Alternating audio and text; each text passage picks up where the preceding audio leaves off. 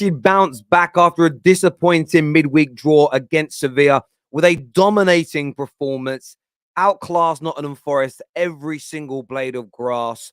A dodgy start from the captain, Maguire, today, but Christian Eriksen in the middle, who came in as a late substitute for Sabitzer that's hurt his groin.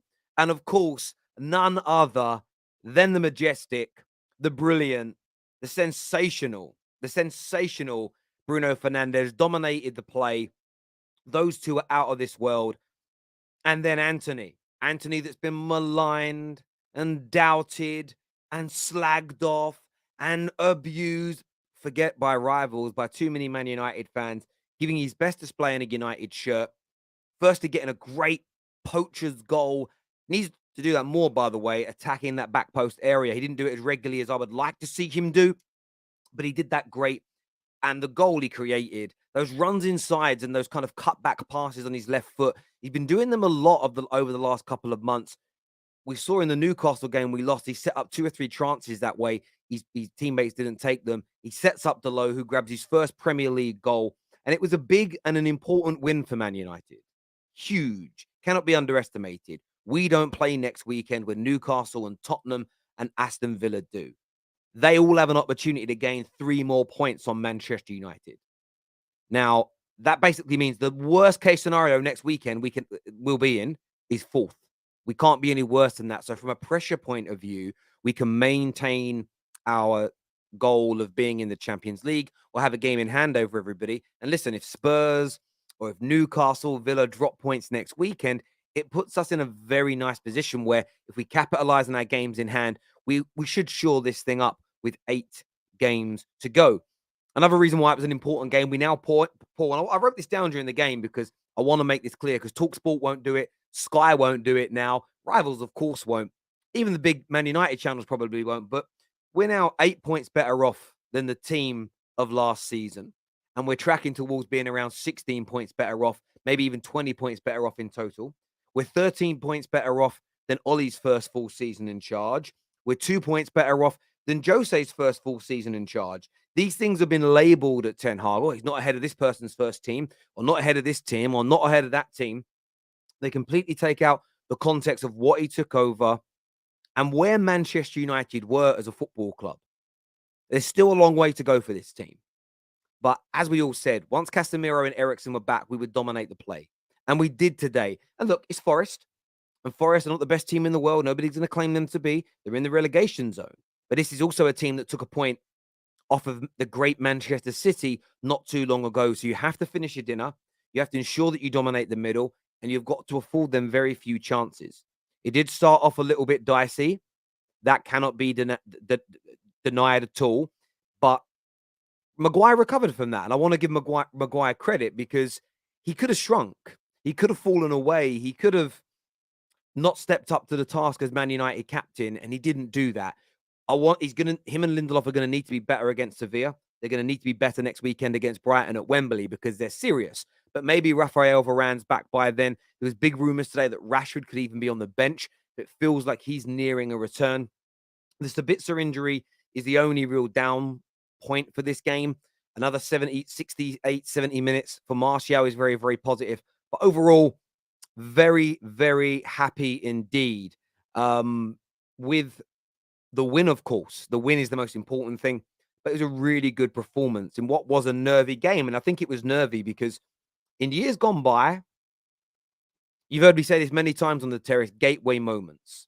And in years gone by, Man United have had these opportunities to leapfrog an opponent or gain an advantage when they've dropped points. And regularly we've failed to do it. Now, we've had some weekends this season where we've done that. But more and more, we're building resilience and we're building quality. I think what we really need is to add more quality to the squad in players and mentality, and that will really get us to that next level. But part of that is needing to be back in the Champions League. And I think once we are, and we sign our new players, another pre-season under this manager, Manchester United are going places. And today is a standout example. And in fact, the last few weeks is a standout example. You know, we got battered by Liverpool 7-0, and that was 1, 2, 3, 4, 5, 6, 7, 8, 9 games ago. We lost one game after that, which was Newcastle. But since then, beat Real Betis 4-0, beat Betis 1-0, beat Fulham, very, very good team, 3-1, beat Brentford 1-0, beat Everton, drew with Sevilla. The only probably bad result outside the Newcastle one in the last 10 has been that collapse against Sevilla. But outside of that, we've bounced back well. People predicted our season to end. People predicted that we were going to fall apart and crumble. We're not going to make the top 4 now. It's done. We only had a gal on here the other day. You notice that, by the way, a gal didn't smirk once when he was talking about Arsenal's collapse. He doesn't smirk normally. He smirks when he's bantering. Anyway, I digress from what I was saying.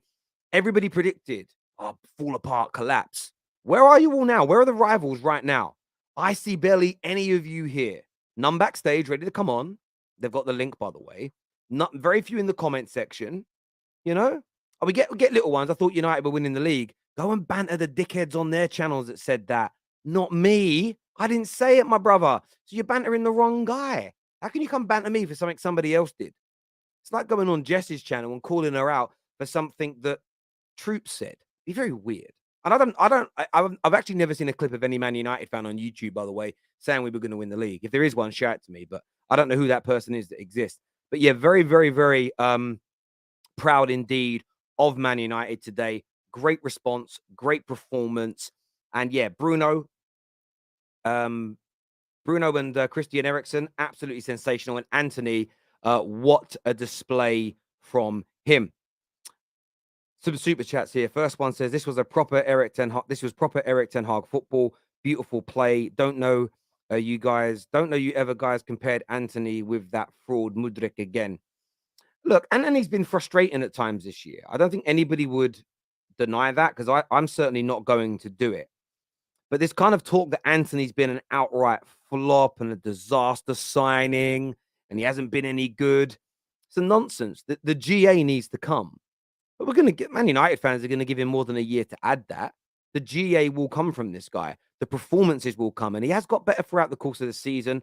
I think more consistency can be created from him as he hits 24, 25, 26 years of age. The manager backs him. I back the manager. So I'm not turning my back on this kid yet. Terry, could you explain how Forest didn't get that penalty? Maguire's hands was clear and obvious, and why the hell Weghorst didn't get sent off. So the Weghorst one, he does swing his arm, but it's into the mid-drift, doesn't make contact. What saved Weghorst is, I don't know the name of the player. He grabbed his face and rolled around like a baby, and his face wasn't touched. So it wasn't a strike. It wasn't a punch. Didn't hit him in the face. So a yellow card is what it should have been. On the Man United penalty call, I've already got a graphic ready, so I'm glad you brought it up. I was going to talk to the panel about it. I think Man United have got very lucky here. Very, very lucky here indeed from Manchester United to not concede a penalty. There's no doubt. Manchester United should have had 2 handball penalties in recent games ourselves, and they were not given. So I'm going to keep the same energy with the same integrity and say that Man United were very, very lucky, and Nottingham Forest very unlucky to not be given a penalty. Do I think Nottingham Forest were robbed? No. We had 19 to 20 shots on goal. Navas probably had one of the best games of his career, stopping us from winning. I still think we get the job done, but definitely Forest should have had a penalty in that circumstance, in my opinion. However, I'm going to keep the same energy. I didn't see any rivals in the Southampton game say we should have had 2 penalties. We had another handball a few weeks ago, and I can't even remember which game it was in now, that wasn't given for something very similar. So we've missed out on some. I keep the same energy. The question is, and not to you, Bash, because you're a good guy, but to rivals watching, when Man United don't get denied a penalty soon, are you going to put ha, ha, ha in the comments or say Man United got robbed? You're never going to be as consistent as me, and I think that's why some of you hate me, personally. But there we go. How good was that midfield of Casemiro, Eriksen, and Bruno? Man United is a whole different beast when they play. Of course they are. Bruno gets better when he's got better around him. That's been the same for every football player ever. Messi is arguably the GOAT. Messi wouldn't have scored as many goals if he was playing with the Leyton Orient team, because you need people around you to facilitate. You genuinely do. He'd have scored a lot of goals, by the way, at their level. I'm not denying it. But the better players also need the better quality around them. KDB is about to break the assist record this year. Would he be breaking the assist record if he didn't have a dynamite striker like Haaland to pass to. If he was passing to Weghorst, would he be breaking the assist record? No. Team sport. Bang on comment. I'm going to save that one for a little bit later, my friend. For my lovely panel. United will crumble, blah, blah, blah. Excellent performance from boys, considering the injuries we had.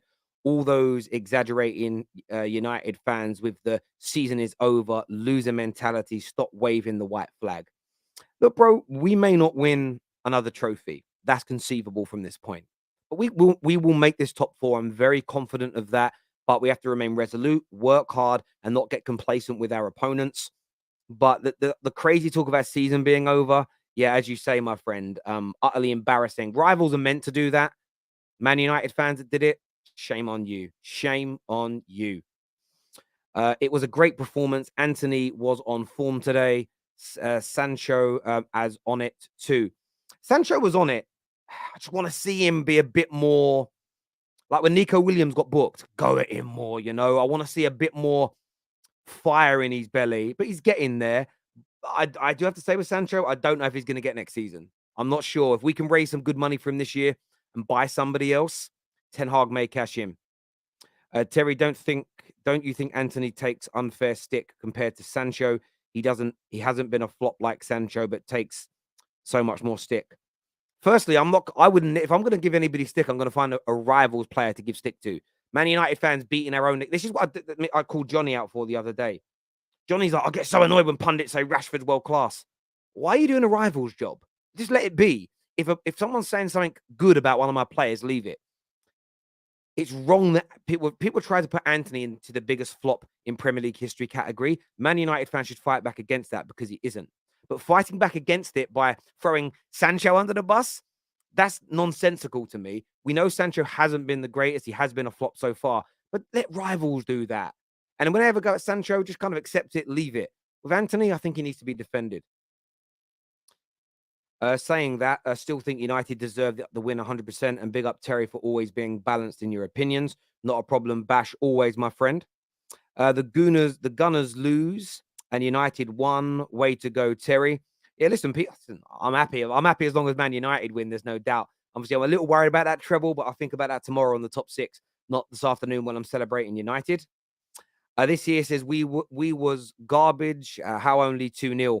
Your goalkeeper, Navas, was class, bro. Keylor Navas. Brilliant. In my head, I nearly said the other Navas, but he was out of this world. Out of this world today. And by the way, I have got about 10 DMs from Forest fans who said they were going to smash us because the Sandro was out. I'm going to find them later. Sancho isn't for me, weak and no minerals. I understand why you would say that. I do understand why you would say it. There's just something off about him. Like when I look at Rashford and Antony, you see like some toneness to them. There's some fire in their bellies. I just don't get it with Sancho. But I want him to make it so badly. I'm just not sure and convinced. But again, we won today. I'm not going to spend my time focusing too much on players. David De Gea has 14 clean sheets.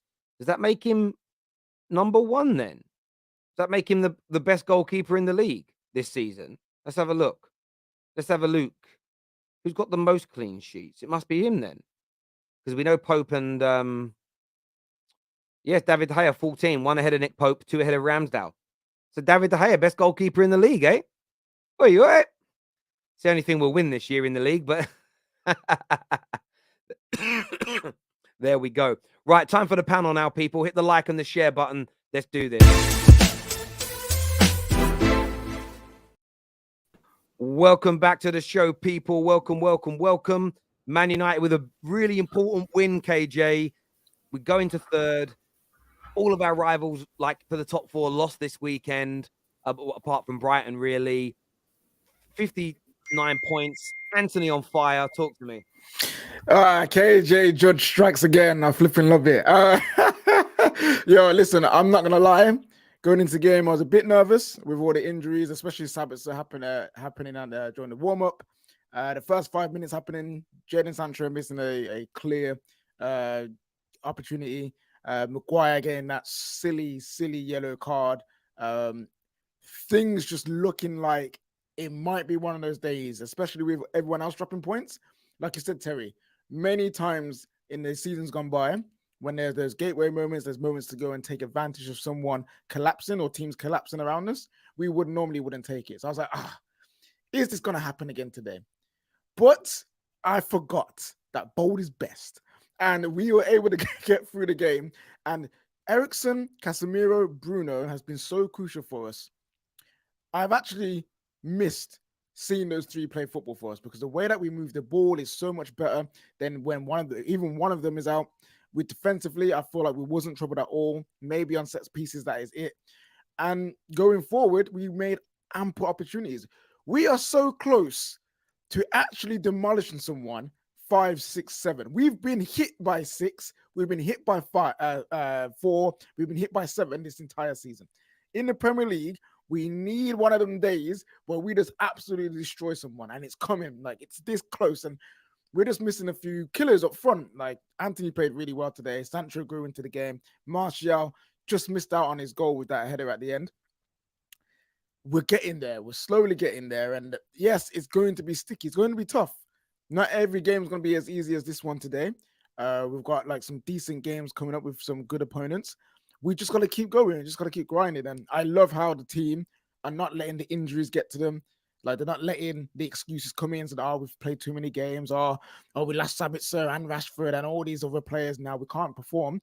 They're still trying. And that's all I ask from them, So, yeah, it's a good win, important win. Creates that gap between us and Spurs. Creates a small gap between us and Newcastle. And third spot is ours to be taken if we really want to take it. Yeah, there's no doubt about it. On that midfield 3, Dizzy, I know it's only Forest, so I don't want to get carried away, but still, we were controlled. I haven't even looked, but what did we have? 60% possession today, 70%. That's a guess off the top of my head. 68%. And that, again, if you've got good eye test, you know the stats without even goddamn looking, because that's what eye test is. But with that midfield 3, the balance we have in the team is sensational, isn't it?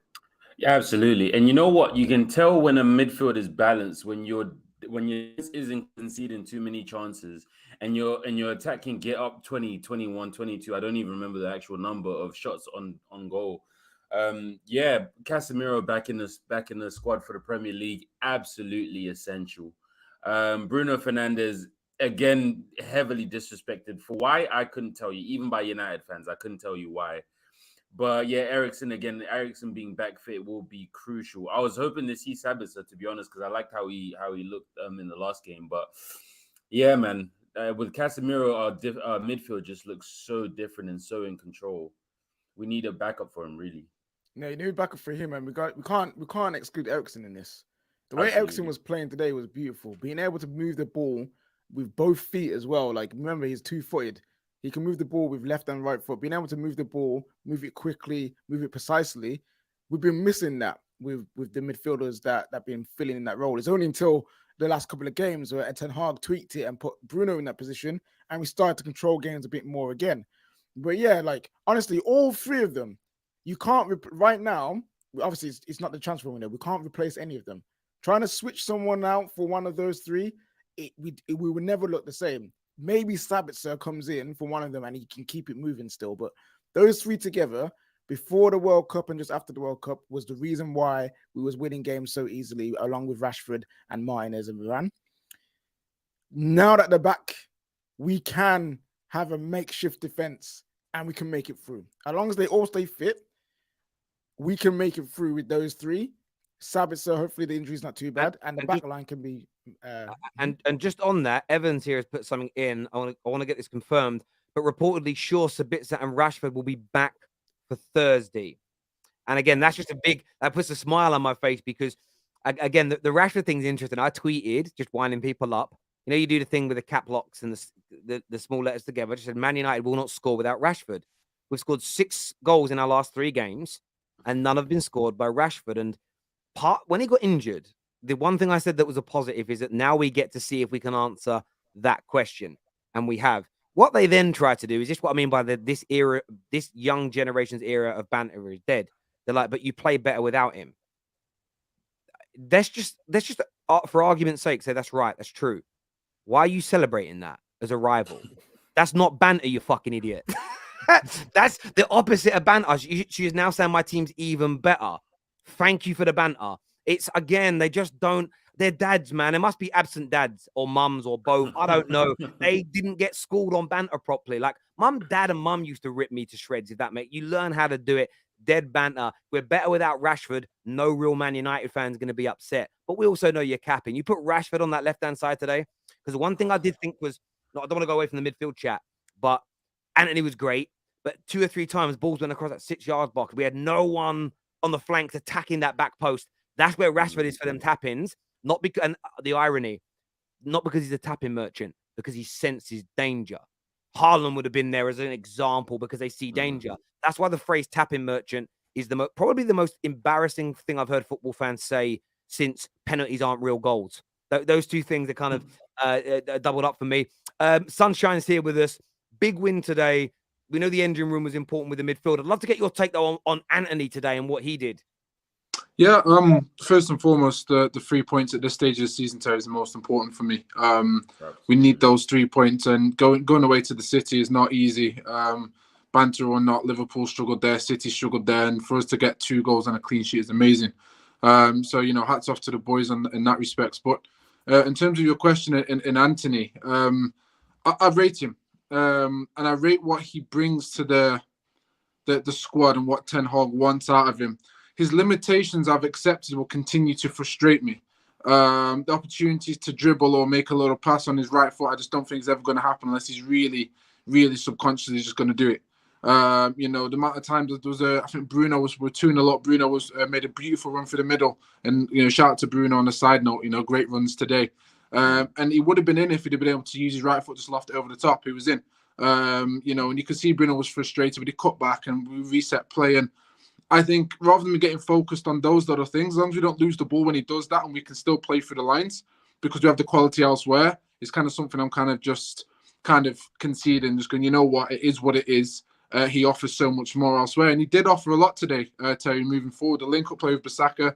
Another side note, Bissaka, amazing. We need to speak about him, of course. But Antony, for me, he's growing into what it means to play for Man United, in my opinion. And regardless of the limitations that his attributes have, he's seemingly managing to pull off 2 or 3 of those left-footed shot curlers a game, and defenders aren't stopping him. So, I'm not going to say Iron Robben because Iron Robben did use his right foot to touch and dribble and to control and to pass. But if the things he's good at are working and it's a problem for other teams and everything else is quite neat, then I ain't got an issue with him. So far. So, yeah, bar the frustrations of the player profile in terms of his game today, objectively, I thought he was outstanding today. And, for me, it's what I like to see at this stage of the season, all the how can I put, the deep-rooted or the subconscious part of his football game can be kind of ironed out pre-season and everything else. And he's only going to grow and get stronger. But I think the more the team gets stronger, the less likely we are to focus on the deficiencies because we're probably bagging 2 or 3 goals and it won't matter as much. Whereas right now, when we're trying to get goals and we're trying to break lines and stuff, all the small details are a little bit more important because there's a bit more pressure on the squad to go and get these results. Yeah, totally agree.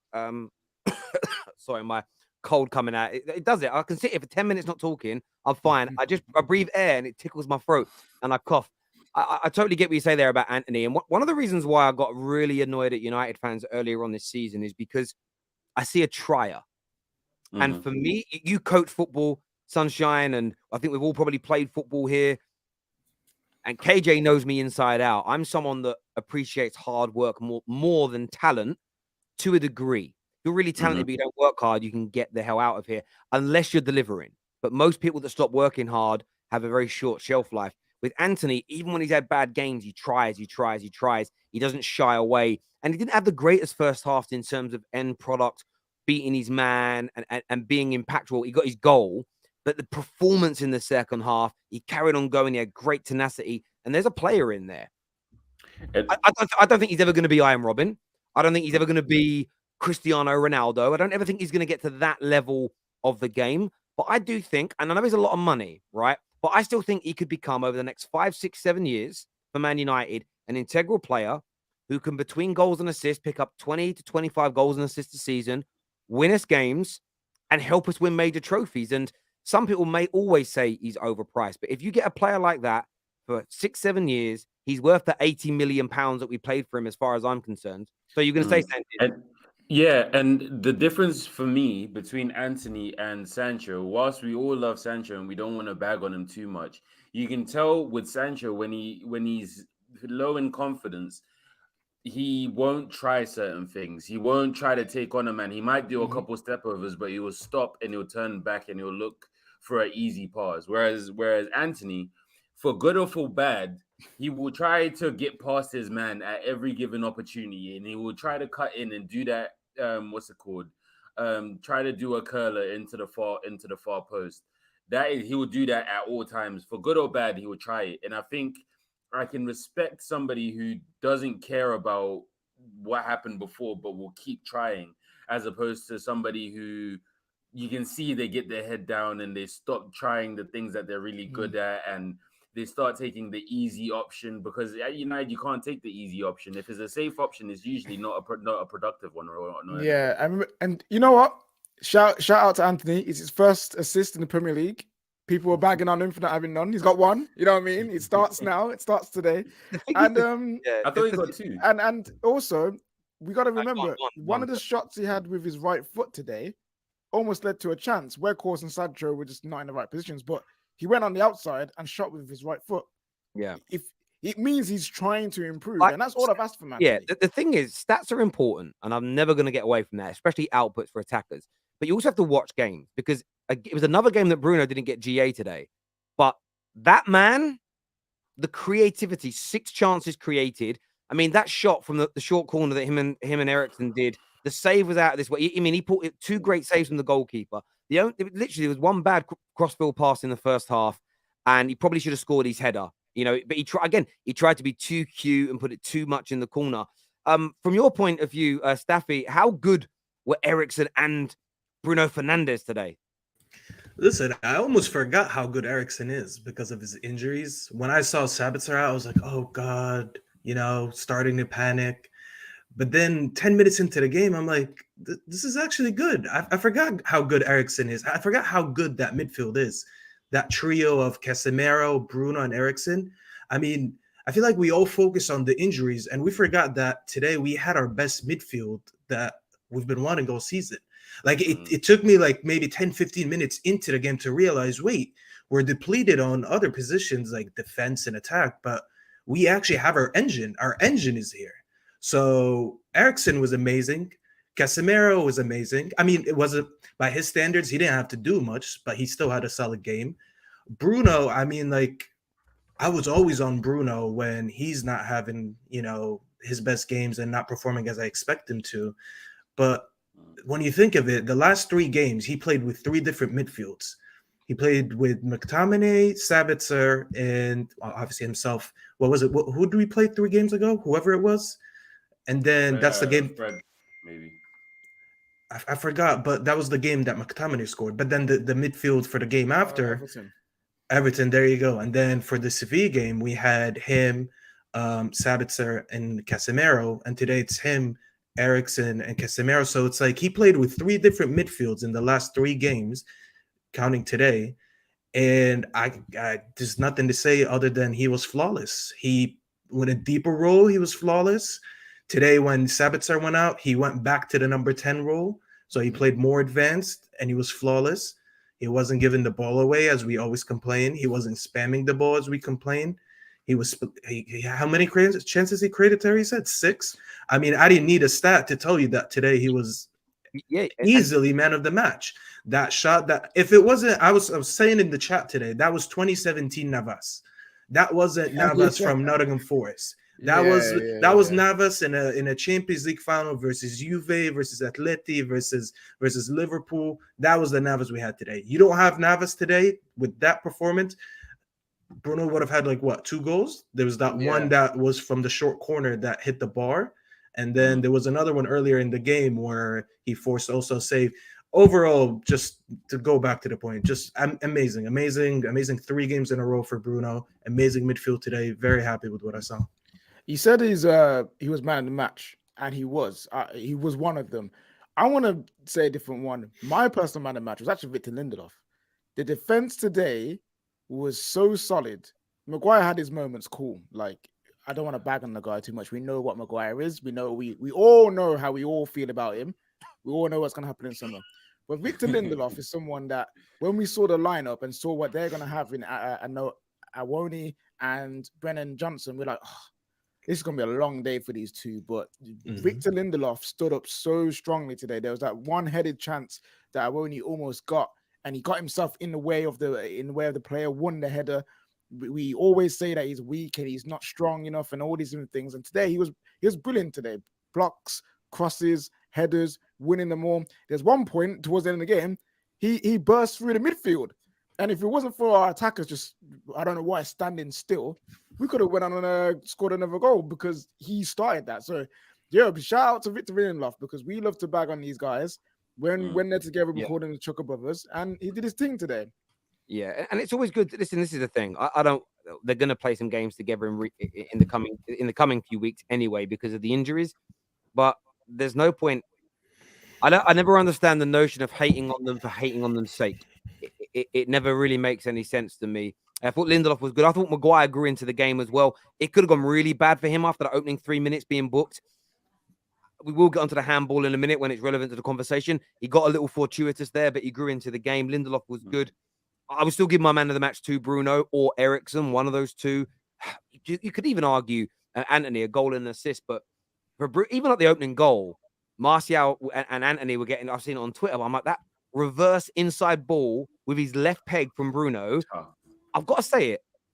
I rate KDB as one of the top 5 midfielders in Premier League history. If he played that pass, that is all that would be getting discussed by people. And he's name, and unless you're a Man United fan, like everyone just, I know what rivals do. They're like, I'm not going to mention Bruno here because he's just doing great. And that's what I saw. And I think, as you put it perfectly, Staffy, 3 different positions in 3 games, 3 top-class performances in those positions. He's been put out on the right-hand side in games this season as well at times. And people have the audacity to say the manager doesn't trust him. Ironically, when he's got a fit squad in terms of his attackers and his midfield, where does Bruno go straight back to? He goes straight back to his natural and best position. So again, the Twitter bots and the TikTokers and the YouTubers that were feeding nonsense into your ears that he isn't trusted, that's why he gets put out wide. He isn't trusted, that's why he has to go deep. Again, don't stop watching those people. I'm not trying to ruin anybody's content, but call them out on their bullshit. Call them out on their nonsense, because the agenda against Bruno Fernandes is crazy. And Staffy, the thing you said there about Eriksen, there was an agenda building up against him when he was playing. Too slow, too weak, too predictable. He got injured and we barely controlled the midfield since. And came back today and he was just out of this world. And we haven't had a very good midfield at Man United for a goddamn decade. When we have a healthy Eriksen every game this season, bar maybe like the first 2 games of the season, I don't count these. I don't count these games before we sign Casemiro. I don't consider these. I forget about these games. These games, I remember them, but like I try to forget them. Before we signed Casemiro and all our signings, I don't care about these games. Every game after that, since we had a real midfield and a real number 6 playing behind our number 8 and number 10, whoever's playing in each position, each game, the midfield has been amazing. There's not one game that I can remember for Eriksen, besides maybe a couple games where we were like playing a top 6 side and then 10 seems a little bit high. And yes, we know when we don't have the ball, he's kind of a liability. But when you look at it, 90% of the games when Eriksen plays, you control the midfield and you're sitting there and you're confident. Today, we're bigging up Lindelof, as you said. I get that. I get the defense was quiet. So this is good. When you don't have to talk about your defense, it means they did a good job.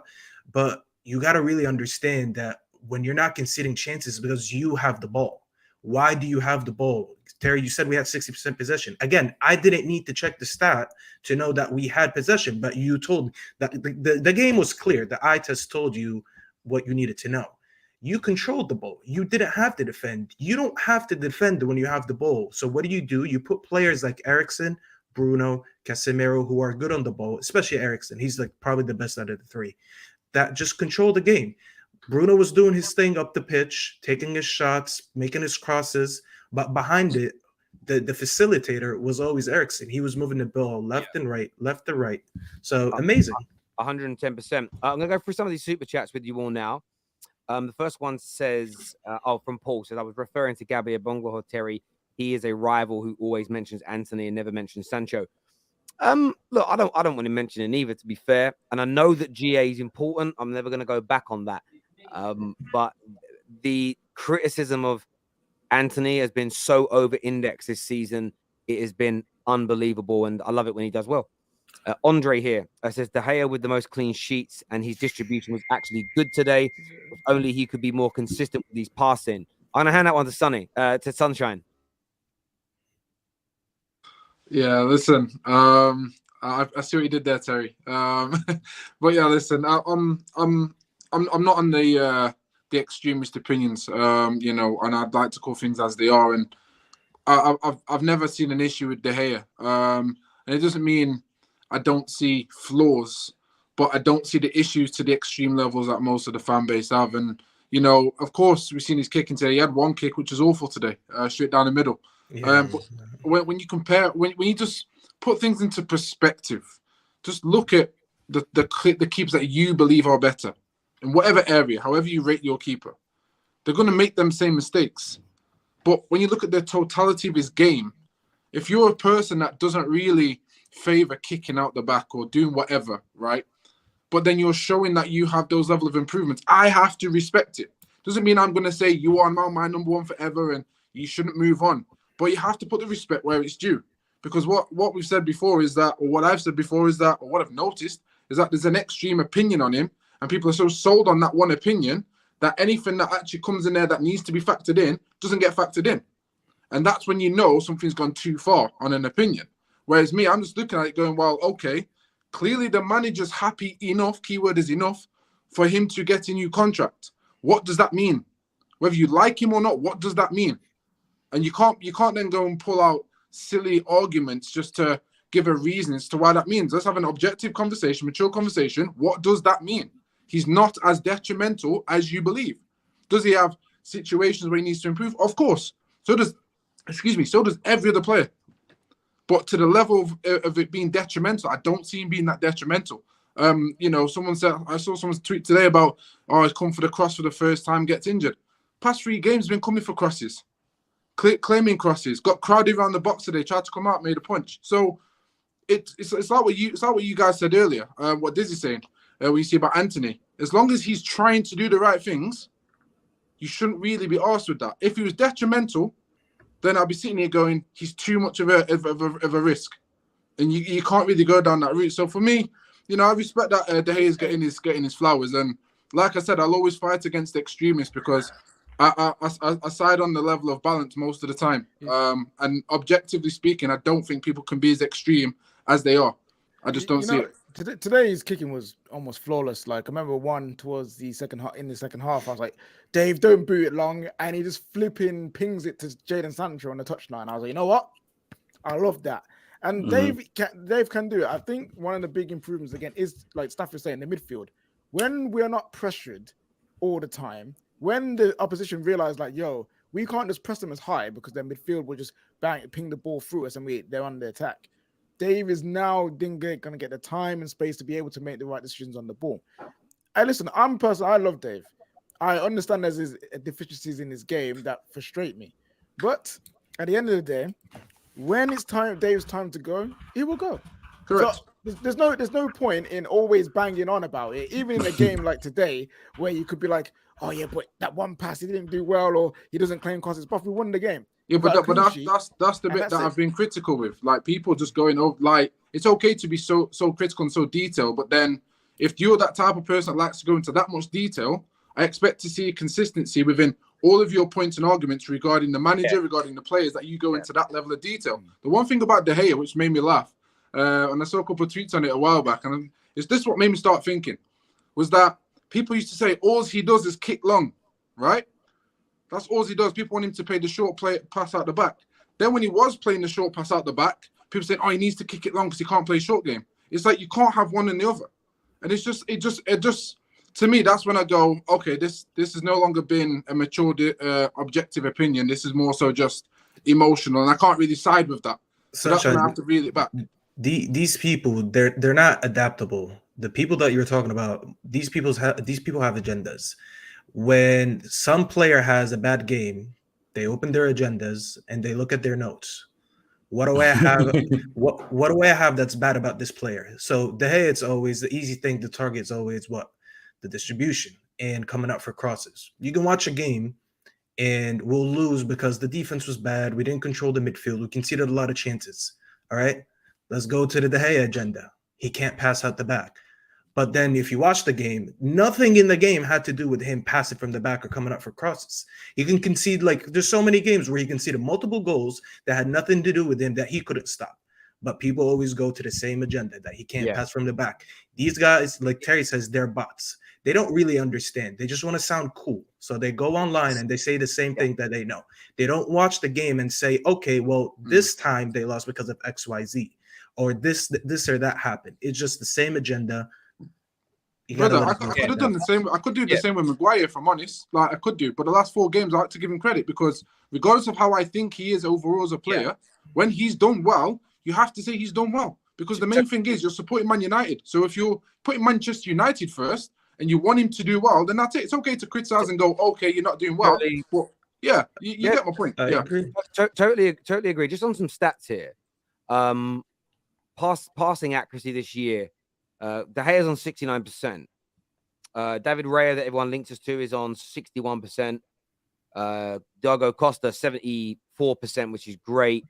Aaron Ramsdale, lower than I thought, actually, at 62%. Long passing accuracy is better for David Raya at 42%. Costa, 48%. 47%. Alisson, 30%. Ramsdale, 37%. De Gea. So, I mean, he isn't ever going to be elite. He's never going to be Alisson or Diego Costa level. But I do think, again, it gets overplayed that it's the worst and no one is ever as good. And I think we do need to look beyond him. But because people want him out, they over-index it, as you will say. The next super chat here says, how good was Aaron Wan-Bissaka playing? Forget Trent, forget James, give me Wan-Bissaka. I think about this, right? He still isn't technically good enough at times. There was a little moment in the second half where he had the ball under his feet and there was an opportunity to spray it quickly out to the left where the Dalot was. By the time he sorted his feet out, there was a covering midfielder. So there's those elements there. But Man United's system isn't about marauding fullbacks. No. It isn't about Antony and Sancho are creating that width. Shaw gets forward more when Rashford plays on the left because Rashford's never going to hug the touchline like Sancho was doing a lot of today. That's where a defender and a player like Aaron Wan-Bissaka comes alive, because he doesn't need to be able to, he doesn't have to cross the ball. You take away his need to cross the ball for our system to work, and he's very good. He's very good. And the one thing I'm going to say about this is listen, Dalot scored today, and I'm so happy for him. He went on the left and with right foot. He was brilliant today, Dalot. I want to take nothing away from him. But if we're keeping one of the two and buying a new right back, I want to keep Aaron Wan-Bissaka as far as I'm concerned. Yeah, I disagree. He's won me over. I know early in this after Carabao Cup final, we had a discussion about him, and I said if he wants to stay, then and he keeps improving, and I'm happy for him to stay. The way that he's been improving, and he's not been complaining about his game time. You hear nothing in the press about him. He never really comes out and does anything mad. He literally is just there to play football. He's improving. I'm like, you know what? I want to keep this guy because he's got a talent and an ability that you really can't find in most modern day fullbacks nowadays, which is the art of defending and tackling. We cannot just go out and replace that so willy-nilly. So if we kept Dalot and got a new right back, when there's a game where we need someone to be defensively solid because it's Vinicius, Mbappe, it's someone who's on form on that left-hand side for the opposition, and we need to clamp them down. Dalot played well today. I don't trust Dalot doing that. We saw what happened in the final. Bro. I trust Aaron Wan-Bissaka to do that, though. And you know what? And you know what? What's it called? Dalot's people say that his best attribute is, bombing forward and getting a good crossing and, that kind of thing. If you really deep it, his crossing accuracy isn't that much better than Wan-Bissaka's. It's really not. And so, for me personally, if you're going to go out in the summer looking for an attack-minded fullback, it doesn't make sense to keep Dalot and get rid of Wan-Bissaka, because Dalot is just another attack-minded fullback. So, I like disagree.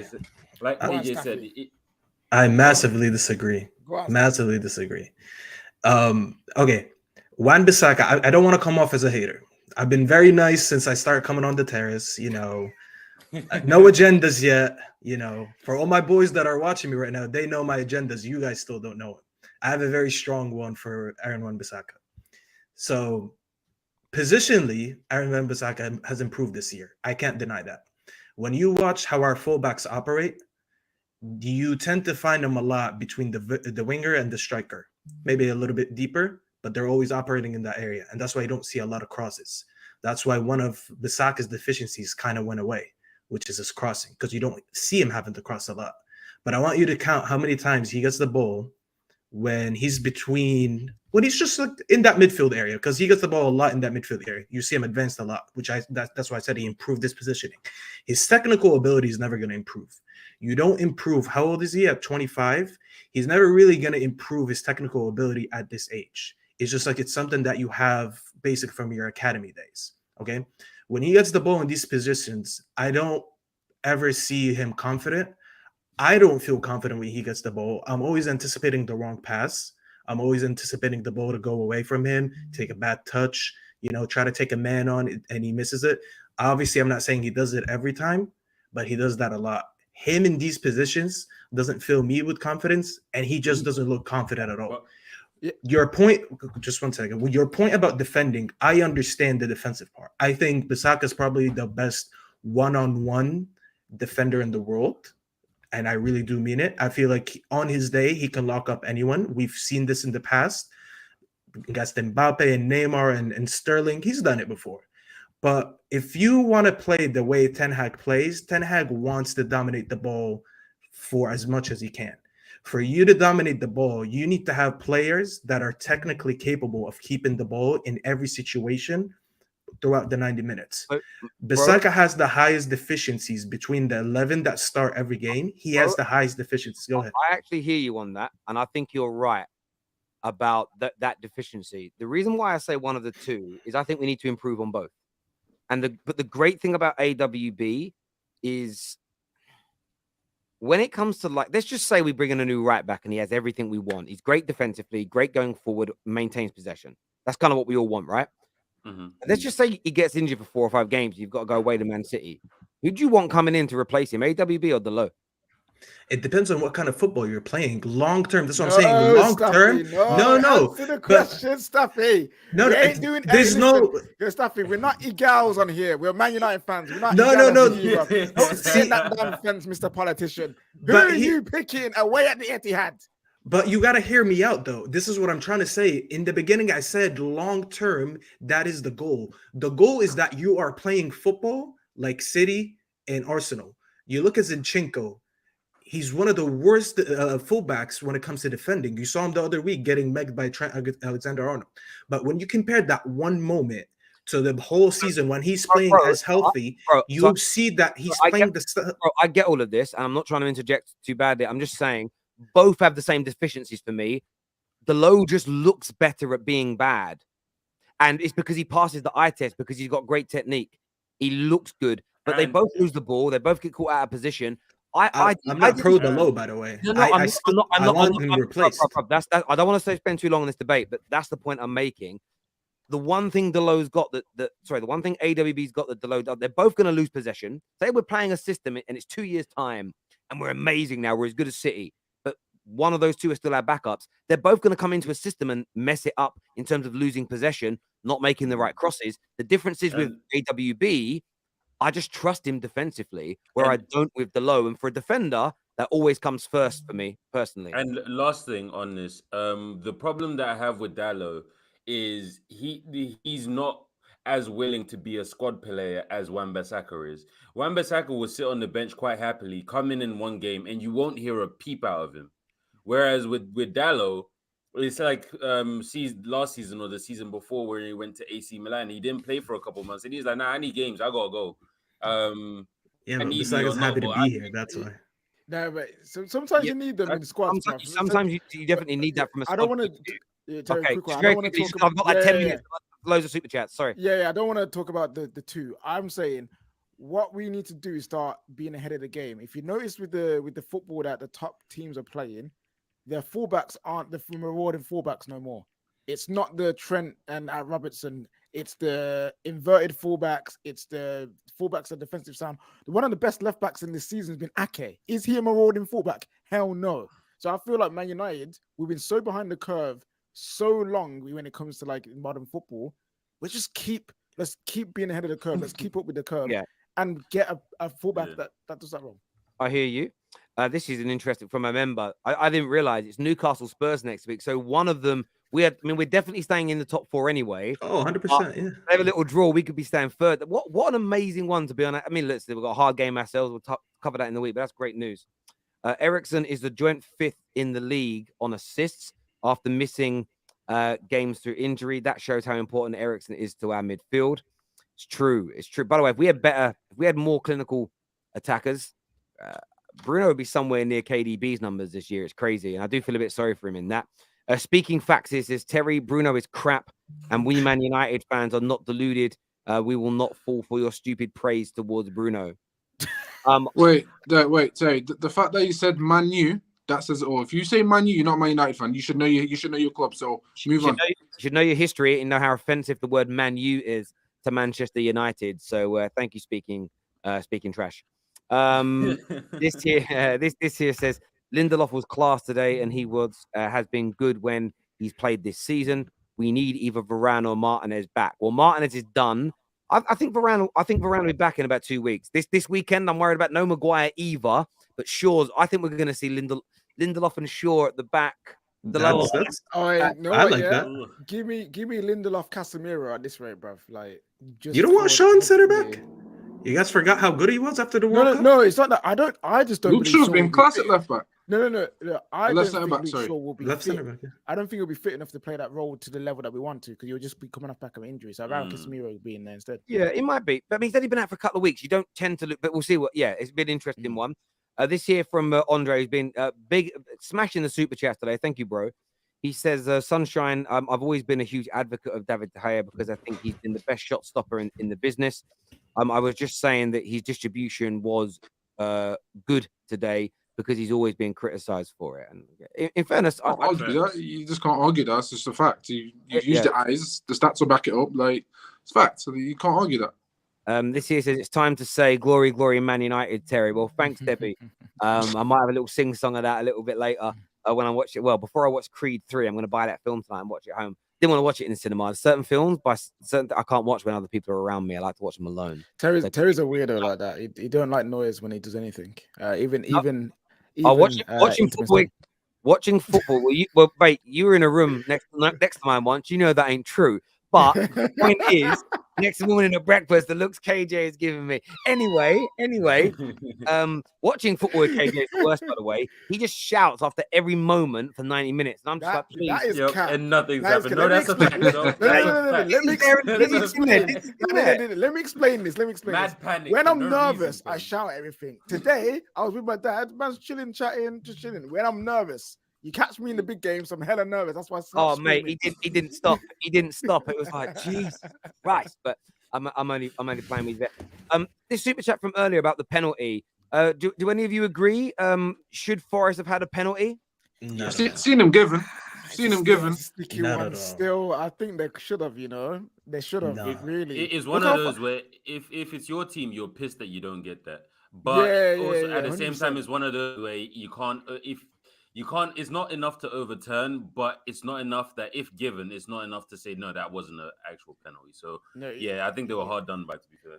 No, that's a pen. His arm's too far out to me. Like, the only excuse I think we can give him, or the ref, sorry for not giving that, is because everything was so, like, everything was all happening, people getting shoved and pushed and stuff. I think they must have thought, hey, look, can he help his arm being out there because everything around him is happening? Then that's the only thing I can say. Other than that, if that's us, you shouldn't be out there by the laws of physics and it's deliberate. Like, you shouldn't be making that. But obviously, you see what these defenders when they defend, what they do is they push their arm on their shoulder and lean out onto the defender. That's so already it's an unnatural position. If you ain't winning that ball, because what does it show? It throws you off balance. But the thing is, if that's a normal football action that all footballers do, then it's natural. No, of course, no. In terms of defending, that action is natural. And this is the thing, like, I think it's a penalty based on the law of the game, but I don't like the law. So Antonio's today against Arsenal was a penalty based on the law, but it's dumb. He's running, so his arms are out of his silhouette, and he runs, and then he twists his body to block the ball. Of course, his arm goes out. You can't run with your arms by your side and turn. The only time you can have your arms on your back is when you're facing up to somebody and you can put them behind your back. If you're running, you can't run with your hands behind your back at somebody and close them down. And I do think the law, I just think it was a better handball law when it was it deliberate or not? The irony is, though, those handballs we've seen recently, the one West Ham versus Chelsea, where Sunshine falls, we had one versus Southampton. We've had two like that. They are far more deliberate, because when you watch it back, you can see them falling, but they know they're allowed to put their hand down. So, yeah, for me, Forest should have had a penalty based on the law. As the host of the Terrace, I'm going to say they were unlucky. As a Man United fan, I'm just going to say it to the audience. Where were you guys saying United robbed against Southampton? I didn't see you say it. So keep the same energy as me. This here says Bruno is phenomenal. His vision is unmatched. Probably only KDB is probably the only other player in the Prem. Eriksen maybe as well, to be fair, who has the same level of vision as this guy. Odegaard as well. Shout out Odegaard. Odegaard's got great vision. Bruno's great. Bruno's out of this world, and I think a lot of Man United fans, I'm seeing a bit on socials today. Well, I knew we'd be better without Rashford. Yeah, you said that at halftime against Sevilla as well. How did that pan out for you? This Man United team, I think this is a sobering fact for rivals and one for Man United fans to ponder and maybe be excited about. In the summer, when we add a new right back, maybe a new goalie that's better in terms of distribution, when we get a Harry Kane or an Osimhen, when we add another midfielder like a Frankie de Jong or a Declan Rice, a Caicedo, maybe two in that ilk, we get these Qatari money, no debt. We've got 300 or 400 million to spend. You add those players into this squad, another year of development under this manager. I don't think people realize how much better Bruno Fernandes and Marcus Rashford. Now, I use those two as an example because even though they've improved this year, even though the manager loves them, there's still a percentage of United fans and loads of rivals that hate them. They're just going to get even better, score more goals, because they'll be surrounded by more quality. And I feel like in football, and maybe the banter era has done it a bit, we sort of lose sight of the fact that this is a team sport. And the better the team, generally speaking, the better the performances and the better the individual players are. And there was a player I always look at because they're the greatest club team of all time in most people's eyes, Pep's Barca. And that team they had was out of this world. Was Pedro as good at Chelsea? It was decent. He was good. He was a good player. Yeah. But Pedro, I remember when Barca was different though. But mate, and I get that. But because they were so good, Pedro was even better because just the team was better. And if Man United get an even better midfield, an even better number 9, even better fullbacks, other players around the team will start to be elevated because it's about time and space. It's a basic thing in football.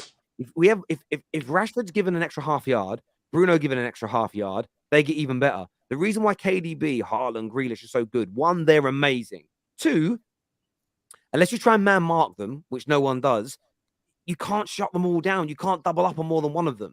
So they have more time and space because there's so much quality on that football pitch. And Terry, I said the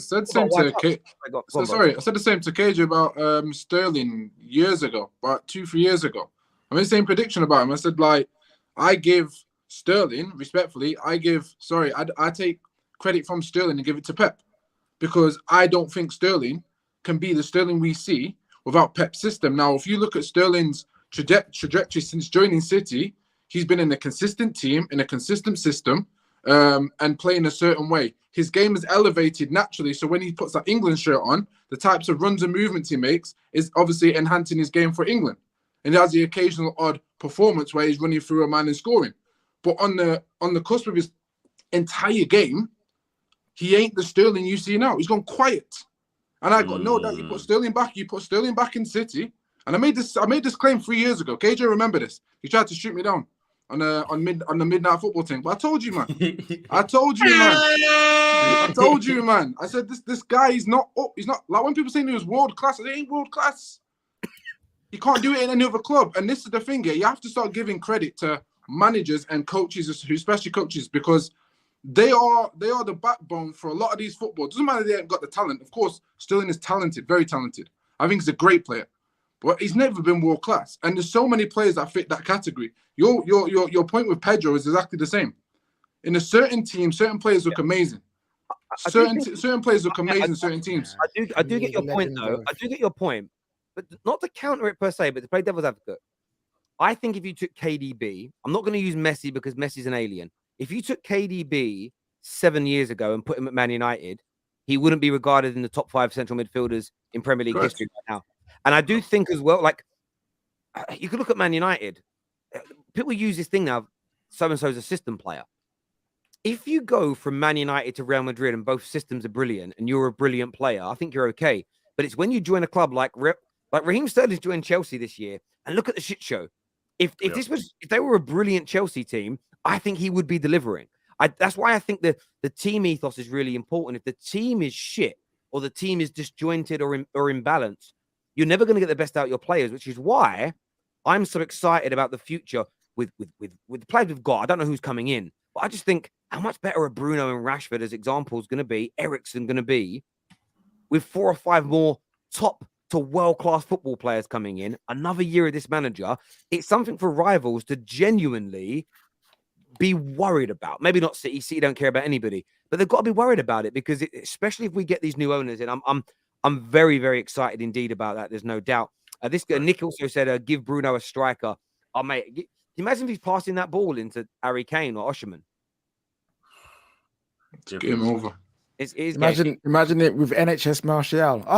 We need one more attacker who is a little bit more aggressive in the box, because when you watch today's game, if it wasn't for Antony going to that far post a couple times, trying to take men on and shoot, we really would have struggled to score today, because Sancho doesn't really want to do that. Martial's game is not really just being a poacher and sitting inside the box. We really do need one more person at least who is willing to, when you have someone like Bruno who's playing right now, someone like Eriksen, people who want to create and play the ball into the box a lot and cross and do all that. You need someone who's a little bit more aggressive, who just like, I just want to be there to score goals. You guys can have the ball. You pass around. I'll wait for you in the box. When you're ready to pass it to me, I'll be there on the far post. I feel like we really do lack that. As much as I like Martial, but we actually do lack that. Yeah. Bruno easily would have an assist today if he had someone like that. I hear that. Mark here says, Terry, that's mad. You didn't have that energy when Ronaldo was in poor form. That's because my opinion on Ronaldo is I think he's well past his best as an individual. However, if he was willing to work this year and stay at the club, he'd be scoring goals right now. I think he could have got back into goal scoring form at Man United. Now looking back, if he was willing to do the pressing and the running and listen to Ten Hag, he would have been a better option than Weghorst. He would have scored more goals, but he didn't want to stay here. And my problem was more his attitude. Long term, he's finished at the highest level. The fact that he isn't even doing that well in Saudi Arabia. He scored some goals, but they've been in he'll score 5 in a game and then go many games without. His own fans the other day were chanting Messi at him. So I love Ronaldo. The coach got fired. Their own manager got fired. I love Ronaldo, but again, there's nuance to that, and there was a different conversation. But if he'd have stayed, he'd have been better than Weghorst. There's no doubt about it. There really isn't. How many games this season have Man United had their main 11 for? 3, I think. What would you say the best 11 is first and foremost? The main 11 would be De Gea. Yeah. Yep. Shaw. Bissaka based on Bissaka or Dalot depends. The right now. Yeah, then it's interchangeable. Martinez and Shaw. Yeah. And then in midfield, it would be Casemiro, Eriksen, Bruno. Yeah. And on the right, you've got to say Anthony. Anthony, Rashford, Martial. Yeah. And I guarantee starting games together with AWB in this form, I don't even know if that's happened. No, actually, they might not have started once. Actually, now I think about it. That's never happened because Martial has been out for most of the season, And AWB was, I don't know, in the Philippine mountains for a bit, No, and no, then he came KJ, back. no. Ten Hag at a press conference, he said he's only had the option against City once this season. I remember him talking about it. Yeah. If you cast your minds back, he spoke about it in a press conference saying he's only had a fully fit 11 to choose from. Yeah, but did once he this no season. to choose from? But did he actually play that 11 on the day? I don't think he did. Well, those are our 11, isn't it? But based on what he's perceiving to be, he's got a full range of players. Like, that's what he's saying. That's his best. And even then, Martial wasn't 100, and he came off the bench and bagged. So, yeah, great question. Yeah, it is. And look, everyone knows I don't believe in best 11s in the sense of it's horses for courses. But I think for games like, today was one of the best we've had. And the exciting thing is we're going to add to it in the summer, and it can go up another level. Chris here did his. He says De Gea, Dalot, Martinez, Varane, Shaw, Casemiro, Eriksen, Bruno. Yeah, I mean, that's pretty much what we did. I'd slide AWB into that now. But look, Dalot scored as well today, and I don't want to take that away from him. Great goal as well. Great goal. Yeah, absolutely. Sorry, some of these comments, I think they're towards us. This is a spot on, Terry. You just gave an example for the saying, the whole is superior to the sum of the parts. The Pedro Chelsea versus Barca impact, Rashford and Bruno in a future improved United team. And mate, that's just, again, I like the saying. I've heard that saying before. It's a great one. I might start using that. It's brilliant. Far more intelligent man than me, Yusuf. But it's just a team sport. And listen, I'm someone who grew up doing an individual sport. And there's so many similarities, but team sports, I hate the expression one-man team. Whenever our RVP won you the league, no, we didn't. The same as Haaland isn't winning the league for City this year, but he's an integral part in winning that team. Sometimes when you've got an average team or an underachieving team like Liverpool, and Gerrard's always the best player, it's like, oh, he carried them. But he only carried them maybe one, it helped in one or two places. When teams win league titles, like KDB will win a certain amount of points. Grealish has done it this season. Haaland does it. Their defense not conceding goals does it. Rodri controlling the middle does it. You take their defense out. You literally give them last season's midfield and defense for Man United at City this year. Haaland and KDB are not putting them in a title race. Remember 2 seasons ago, KDB was out and Gundogan stepped in for about 2 months, maybe less, and he won them so many points. Sorry, that's my bad. I don't know. Say, you there you go. There you go. No, it's copyright. By the way, that celebration was cold. The handshake one. Did you see it? Yeah. It was great. I liked it.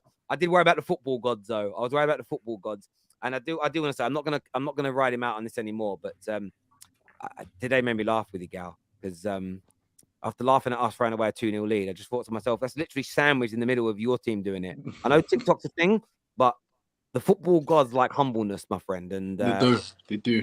Terry, all our rivals got humbled this weekend. All of them. Barring City. Yeah, but they don't really care where we're at right now. They're just it's true. They're not really looking at us. But by the way, I need to shout out Dawes, the Arsenal fan, because he was backstage and then he just disappeared. He didn't come back. He came on screen and realized I was gonna ask him, yo, is that a point gained against West Ham then? You know what I mean? Oh my.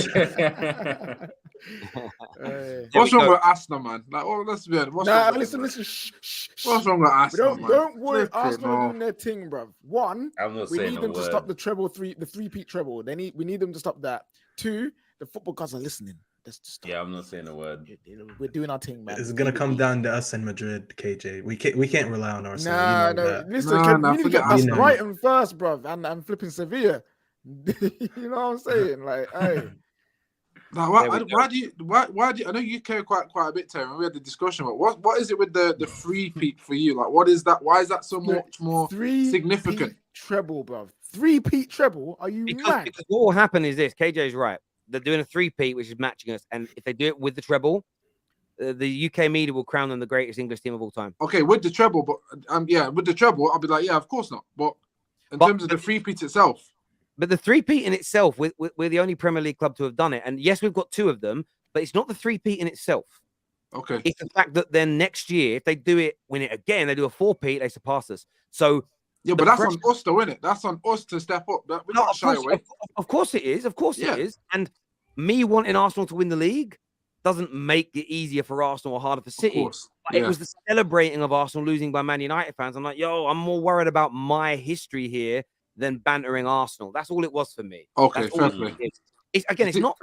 It's just it's a celebrating of it. It's like Man United fan. When it comes to every weekend, when I look at results, I look at what's best for my team this weekend. There'll be some weekends where I'll support the club, like I'll support Liverpool, the team I hate the most, because they can take points of a team that's challenging me this year, as an example. I'm very kind of calculated in that way, and I just didn't understand last weekend. And when Terry says support people, before you get it twisted, he's not wearing a Liverpool shirt, screaming and He just wants the result to go in their favor. Yeah.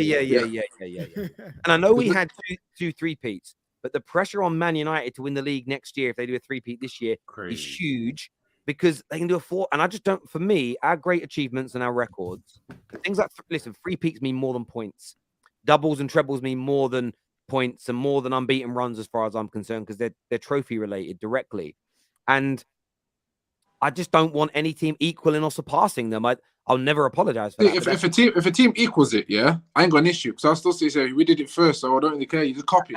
I don't mind that personally. That's what I'm saying. The free peak for me, I don't feel. I'm like, okay, fair play. You're stepping on territory, but just mind who's there first. You know what I mean? We still set the standard. Whereas if they go free peak with a treble, okay, then we got issues. I hear you. There we go. And I do actually think, like, I almost look at it like the FA Cup and the Champions League seem easier up until today's result with Arsenal. The Champions League and FA Cup looks easier for them, although we can stop them. Playing City at Wembley on that big pitch with some of the injuries. I'm not even gonna. We've got to get past Brighton first, so I'm not writing Brighton off. I'm just saying, say we get them in the final. Right now, I'm really not confident with the form they're in that we can do it. Champions League, I just don't think there's anybody left in it that's on there. Real Madrid, man. Real Madrid got you. I hope. They'll do it, man. Trust me. You see how Benzema and Vinny Jr. Trust me. There we go. Boys, I want to thank you all for coming on. Viewers, you've been absolutely amazing as ever. My super chatters, you're great. Please hit the like button before you leave and go check out the latest episode of the Top 6 podcast. That is out right now. Tomorrow, busy day tomorrow. Be some content in the morning, Top 6 show in the afternoon, and then, of course, match reaction to Leeds versus Liverpool. We're hoping. That's a weird one. I hate both clubs, but I'm hoping for a Leeds win. There we go. I'll go draw. Let's go draw. Listen, take care. Goodbye, everybody. God bless, and we'll see you all again very, very soon.